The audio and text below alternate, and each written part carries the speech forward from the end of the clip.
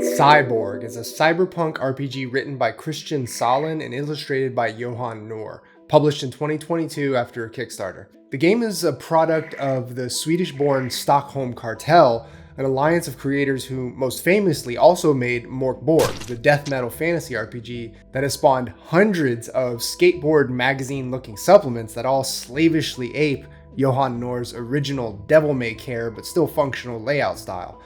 Cyborg seems like a pretty boring name for a cyberpunk game, but it's born from the fact that the creators and the Mork Borg community have enslaved themselves to puns that play on the words Mork and Borg, as in the bastardized American English pronunciation that I'm doing now.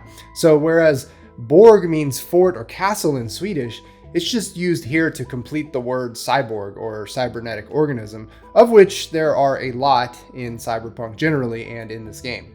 As for the game's rules, they are more or less identical to Mork Borg, with a few little bells and whistles to make it a cyberpunk game.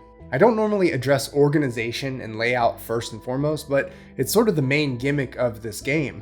The first thing is, the game runs 168 pages but doesn't actually have a table of contents. This is a really tough thing to swallow for a book that pretty much has no visual consistency, so you can't just flip through and quickly find a chapter header. But there are two things to consider. The first is that the PDF is bookmarked by chapters, and the second is that right at the very end, there's an index that is broken down by topic. So ironically, there's no table of contents in the printed book, but there is an index that is way above average in terms of its usefulness. I actually referred to the index more than once, and it worked really well. The second and most important thing about organization and layout is that it's chaotic.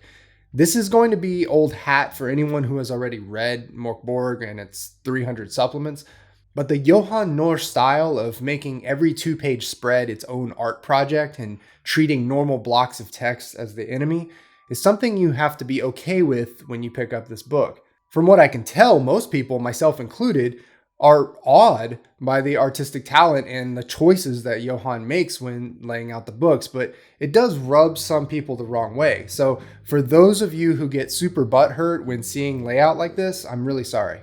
The setting of the game is presented throughout the entire book in short, punchy prose that reads like high school goth poetry, but like pretty decent high school goth poetry. Personally, I vibed with what it was trying to do. Here's an excerpt. Poisonous space rocks, nuclear weapons, cyclical revolutions, warring nations, warring corporations, warring neighbors, pandemics, tsunamis, volcanoes. In between it all, direct person-machine interfaces, tactical neural implants, and bacteria from outer space hijacking intercellular nanorobotics. And the sky is full of ads. Everyone is interfaced, injected, infected, infested with something. Everyone wants something from everyone else. Everyone is a liar and a cheat. Everyone wants more creds. So basically it's a cyberpunk world, but things are a bit darker, dirtier, and more hopeless than average. And actually, much to my personal delight, the game also includes a gross-out cyber horror element in the form of alien-infested nanites. As far as where it all takes place, it's in a waterlogged city called Psy, which is composed of about 20 districts, most of them slums. At the center is G0, the epicenter of a vaguely defined cataclysmic event that has made it a no-go zone full of nightmarish mutants. From the brief description, I think it was a meteor that contained an alien virus or bacteria, and the site was then bombed in an attempt to contain the virus. Just like with Mork Borg, the map is more artwork than function. Pretty much like most of the page spreads in this book, it seems designed first and foremost to be a cool wall poster. I actually found it hard to differentiate the different zones since they were all so grim and dark. In passing, there's mention of the fact that the city is run through with rivers and canals, but that doesn't have much impact on anything in the game. The one zone that is different from all the rest is the hills where the rich people live. You get just a few paragraphs of description of that here, though. Probably the most important question for a lot of people when you propose a cyberpunk RPG to them is, how is the net or web handled? And by extension, how is hacking handled? In this game, the interwebs is called the net and is described as a fractal amalgamation of AR, VR, old internet, and cyberspace. It's everywhere, in everything, in everyone, and there are two ways of accessing it. The first is through the retinal communication device, either installed in everyone's eyeballs or maybe that come in the form of a visor or something. The acronym RCD shows up again pretty frequently later in the book, so you do need to remember that one. And the second, deeper way of accessing the net is with a cyber deck, a portable computer that's not really described anywhere. There's an interesting conceit in Mork Borg where you roll dice every day to see if the world ends or if some other less serious calamity occurs, and it's repeated here in the form of so-called miserable headlines. The group can control the frequency of the calamities, and they can be so infrequent as to be a non-feature of the game, but they are a lot of fun and can add some unexpected chaos into the session. You can also just cherry pick these as a GM for plot hooks and adventure ideas. As the rules state, once you trigger a miserable headline a 7th time, everyone realizes they're in a simulation and the campaign starts from the beginning. It's a sort of sci-fi way of ending the world that I thought was pretty clever. There's even a little New Game Plus abbreviation there. As far as the rules of the game, the book tries to be a stickler about just one, and it's that players should never be loyal to or have sympathy for the corpse, or the cops, or the capitalist system in general. Your character starts with some credits, some cheap clothes, an RCD, and a variety of random gear. After that, you roll up your core abilities: agility, knowledge, presence, strength, and toughness. It's 3d6 to generate the modifier, and you're just using the modifier for each stat in the game, not the original roll. As far as tests, it's a d20 plus your ability modifier, or core skill, to meet or exceed a difficulty rating, with 12 being the DR for a normal task. When enemies attack, the GM doesn't actually roll. Instead, the player will just roll a defense check.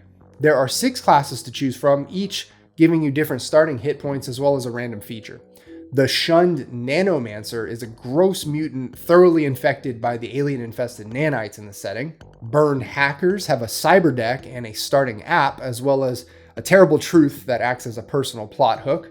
Discharged Corp Killers are built for ranged combat, and there's not much subtlety here. They start with guns and are slightly better with auto-fire tests than normal. Orphaned Gearheads pilot one kind of machine or another, like a flying drone or an armored van.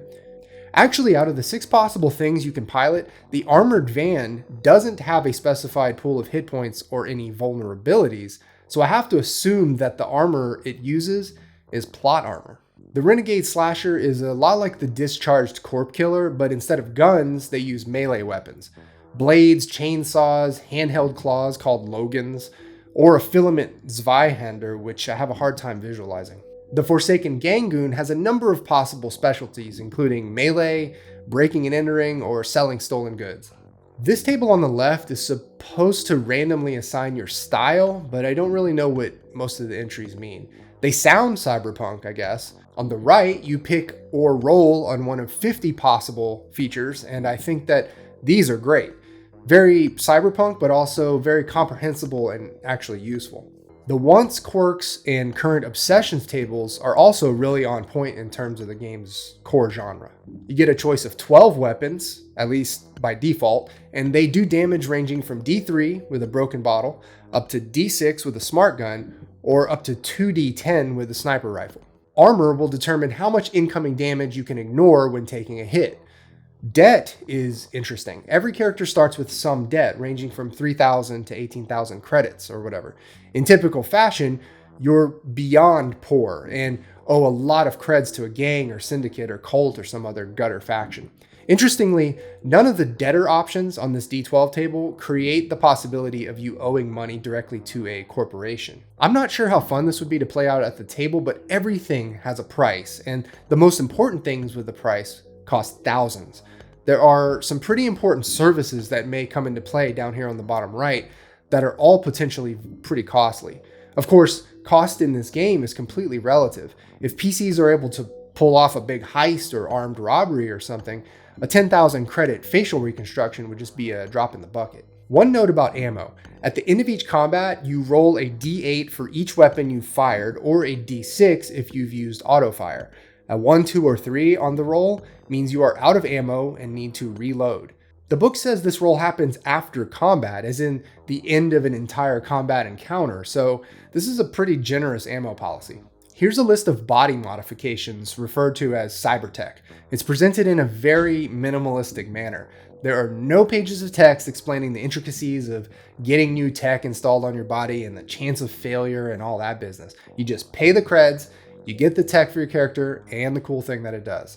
Apps are programs that you load into a cyber deck if you have one, and it's a big component of the game's intended experience. Any given app performs one kind of invasive hack or another, either to deceive or override defense measures, manipulate data, or even physically attack targets. Anytime you want to use an app, you need to pass a DR12 knowledge test, and there is always a risk of triggering a backlash. Backlashes are chosen at random with a D20 and can include any number of cyberpunk mishaps that either harm you, your team, or both. By the way, this book sort of assumes that you've already read a million cyberpunk games and that you know what ICE is. They don't even bother capitalizing it. ICE is referring to Intruders Countermeasures Electronics, a concept originating from science fiction writer Tom Maddox and popularized by William Gibson, and is basically any system intended to attack and neutralize intrusions into a system. Black ice, in cyberpunk parlance, is ice that is authorized or has the capability of using lethal force on an intruder. One of the places where this game spreads its wings a little and breaks out of the cyberpunk doldrums is with the Nanopowers. These are supposed to be an alien bacteria riding on human-made nanobots, which just don't overthink it. Your character can have powers, and when you use them, you roll a DR12 presence check. Success means you use the power, failure means you take D2 damage. A fumble, rolling a 1, triggers an infestation, which is really bad news. It's worth noting that these powers are pretty weird and deadly. Infestations are all either really strange or really gross body horror, and the craziest thing about these is that they are permanent. So if you use nanopowers in the game long enough, you're likely to end up a pretty freakish mess. This spread gave me a chuckle. It's 2 pages explaining glitches, which are the game's metacurrency, but the actual text runs about 60 words total. Anyway, you start with 2 glitches on average and can spin them for various meta advantages like rerolls or maxing damage on an attack, and you gain a certain few back after each rest.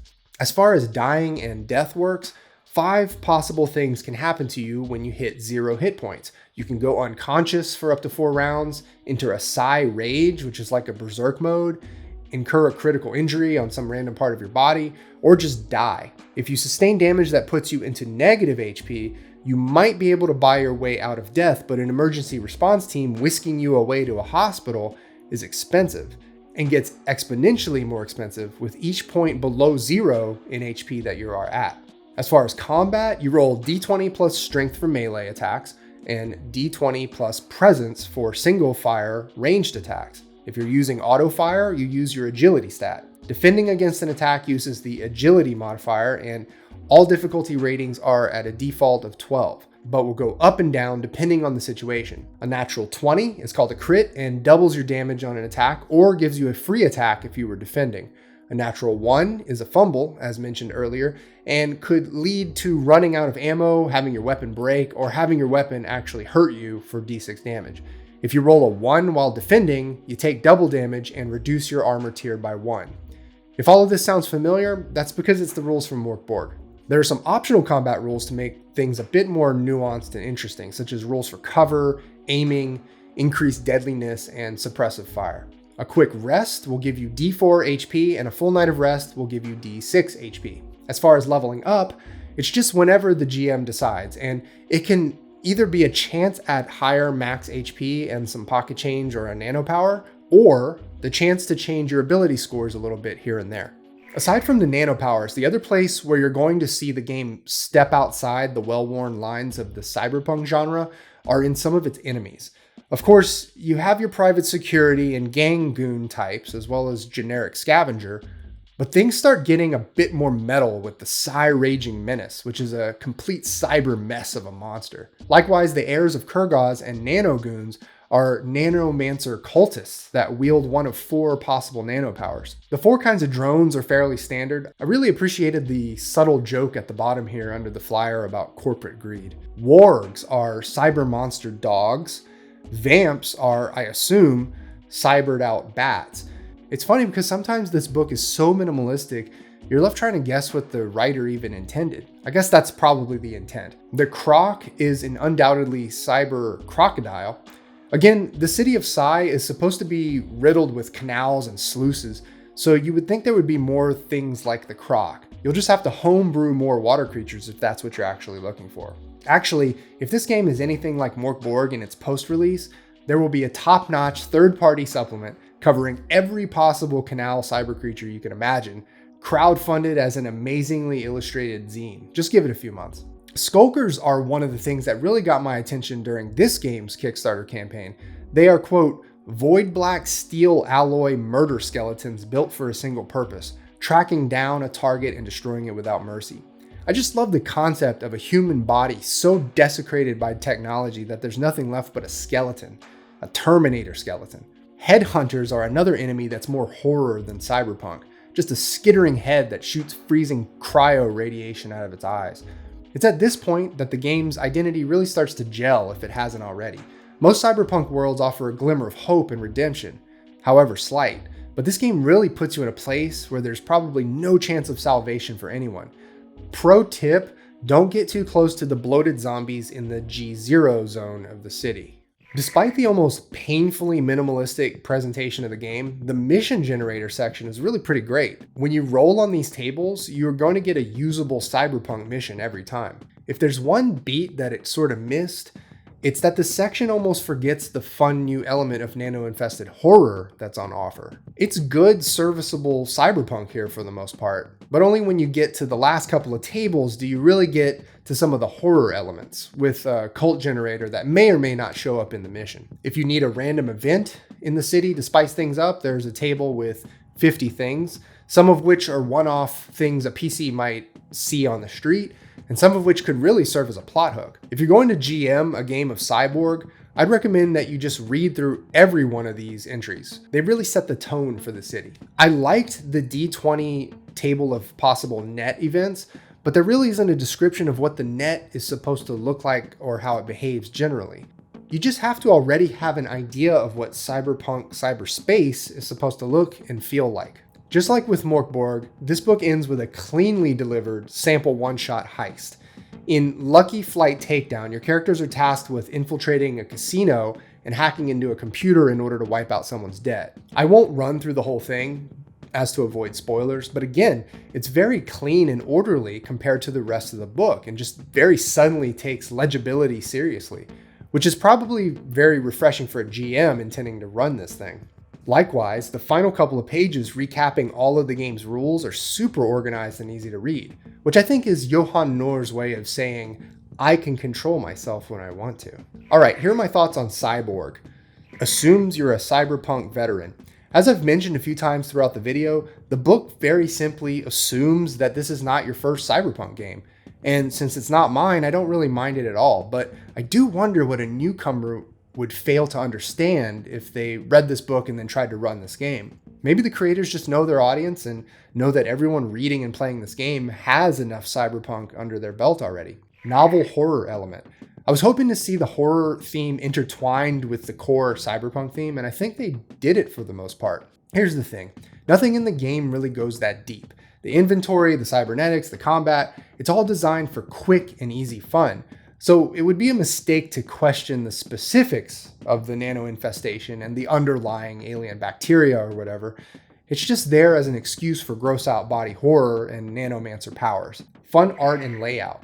I can't deny that the skater mag style of layout makes absorbing the information on first pass a little bit challenging, but the 2-page spreads and the playful creative presentation is just a lot of fun to read. Obviously, that's just my opinion. Some people just can't stand this kind of chaos, but if you look closely, there's actually a lot of intention and thought behind what looks like randomness and chaos. And if you still don't care, all the rules are presented at the end of the book in the most sterile, no-nonsense way imaginable, along with that sample heist adventure. Solid cyberpunk. The foundational cyberpunk theme is also well delivered, again with the fast, rules-light attitude that we saw in Mork Borg. There is no hope in this world, though. As it's described, the planet is in ruins. The city of Psy is just a microcosm of a wrecked Earth. So as much as your character might strive to take down a corporation or two, you'll never really make a difference in the big scheme of things. Incredible map assets. Included in the digital version of this game are over 24 map templates that you can use for combat encounters. I thought this was a pretty remarkable and generous resource to include since there are so many to choose from, and they all come with just the right amount of detail. I've read a lot of theory about what cyberpunk is supposed to do and not supposed to do, and I don't really buy it. The biggest problem with bloggers and everyone trying to define cyberpunk as a genre is that they're reinforcing the phenomenon of everyone repeating the same cyberpunk themes over and over to the point that each new cyberpunk game seems more like a reflexive regurgitation of previous cyberpunk games more than anything new or exciting. Cyborg is exciting. The horror element that is weaved into the standard tropes is refreshing and interesting. And I also need to point out, as I did in another video previewing this game, that I really appreciate how the creators raised the pay of the contributors during the course of the Kickstarter by 50%, not once, but twice, essentially doubling their original rates. This was an important gesture to me because it fit with the anti-corporate theme of the game itself. Anyway, that's all I have for now. If you'd like to keep this channel breathing, please consider joining my Patreon. Links for this game and everything else are down below. Thanks for watching. See ya.